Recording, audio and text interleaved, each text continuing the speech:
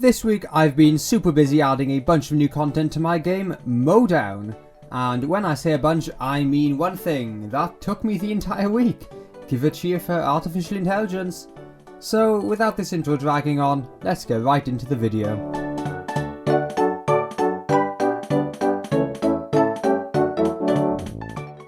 Turns out AI is a lot more complex than some zombies going, brains, and then beelining it straight towards said brains.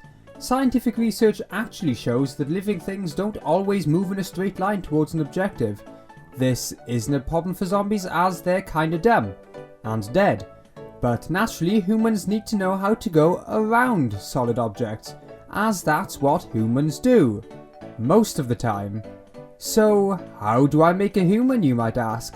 There are a whole number of ways I could answer that question, but in this scenario, pathfinding is the way to go.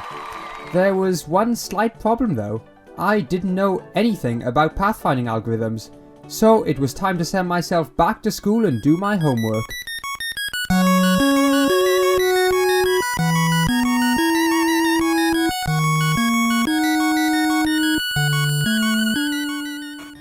Eventually, and by that I mean after a whole night of researching, I discovered the holy grail of artificial intelligence, the secret to unlocking pathfinding, the A-star algorithm.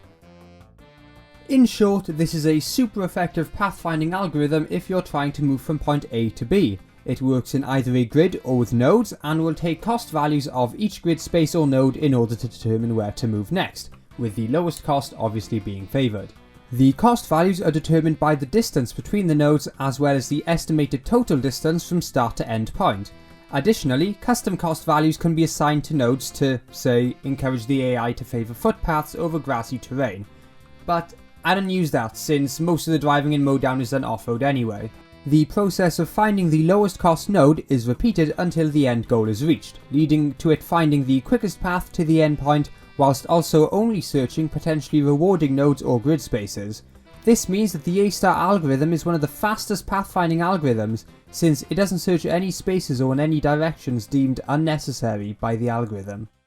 I began by starting another game maker project for the pathfinding algorithm before implementing it into the main game project.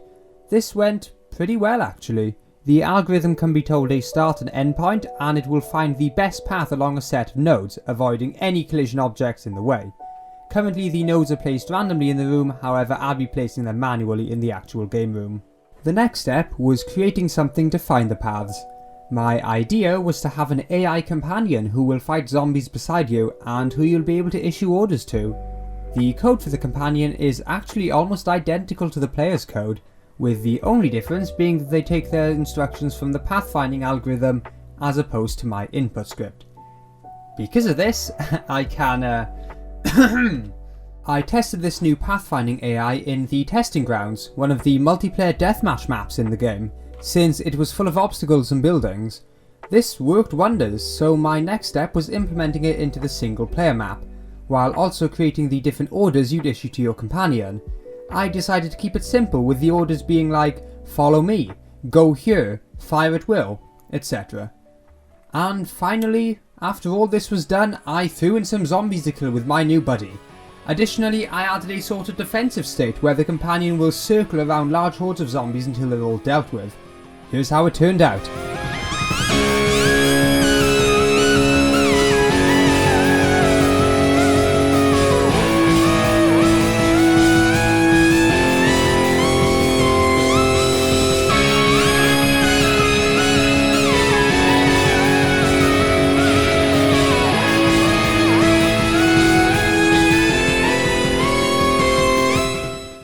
And with that, we draw to a close on this week's devlog. I know it was probably a shorter one than the others, but there's only so much I can say about algorithms and AI before my head explodes. So, to make up for it, next week will be pretty much entirely focused on designing stuff and making the game look better. I've got ideas for new interesting places on the map, a revamped main menu screen because, let's be fair, this one's looking kinda old, and more. Stay tuned for that by subscribing and turning on the notifications bell thingy. That's all for me anyway. See ya.